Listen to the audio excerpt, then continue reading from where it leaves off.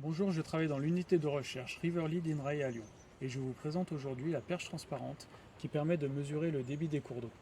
Cet outil est le résultat de travaux de recherche menés aux États-Unis puis au Canada et poursuivis par de nombreuses expériences au sein de notre unité de recherche. Cette perche permet de mesurer le débit d'un cours d'eau ou d'un canal qui peut se traverser à pied, pour des profondeurs allant de 5 à 70 cm et des vitesses comprises entre 20 et 120 cm/s. Les principaux intérêts de cet outil sont sa facilité et rapidité d'utilisation, son faible coût et sa fiabilité. L'écart constaté à un débit de référence est inférieur à 10%.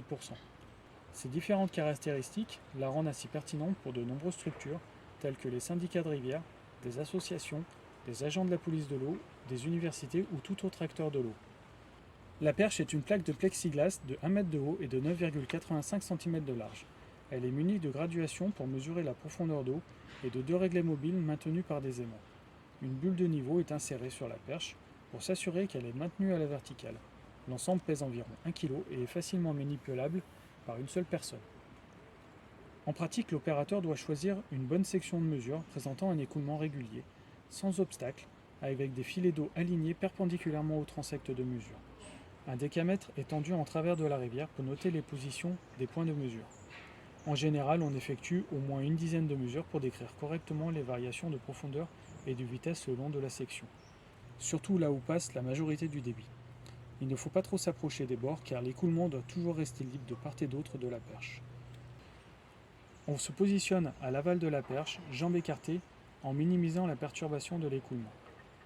En alignant la perche sur l'écoulement, on peut lire directement la profondeur d'eau, puis en opposant la perche à l'écoulement, on ajuste précisément les réglets sur les niveaux d'eau amont et aval de la perche. Cette différence de niveau peut être lue sur le réglet gradué en millimètres, ainsi que la vitesse correspondante indiquée sur le réglet en centimètres secondes. Pour éviter d'importantes erreurs de lecture, la différence de niveau doit être lue après avoir retiré la perche de l'eau, en la tenant horizontale et perpendiculaire au regard de l'opérateur.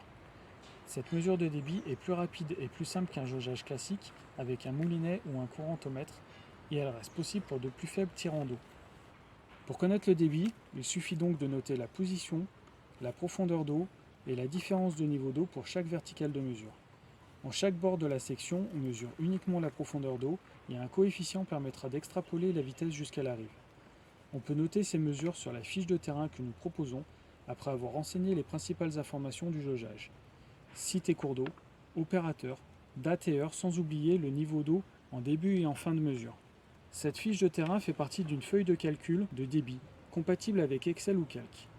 Cet outil permet de visualiser la forme de la section du cours d'eau, le profil de vitesse ainsi que la proportion du débit qui passe sur chaque verticale de mesure, idéalement inférieure à 15%. Cette fiche propose également une estimation de l'incertitude de mesure du jaugeage exprimée en pourcentage du débit. Si vous êtes intéressé par cet outil, n'hésitez pas à nous contacter ou à consulter notre site internet. Un kit complet à monter soi-même est disponible et nous serons ravis d'échanger avec vous pour une démonstration ou un accompagnement.